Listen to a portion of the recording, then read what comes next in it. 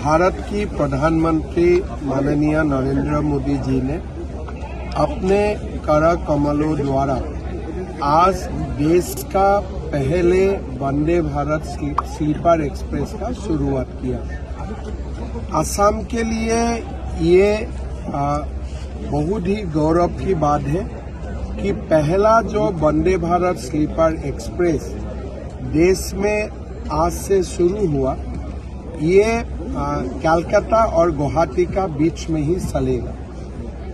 ये एक हमारे लिए बहुत ही बड़ा उपलब्धि है।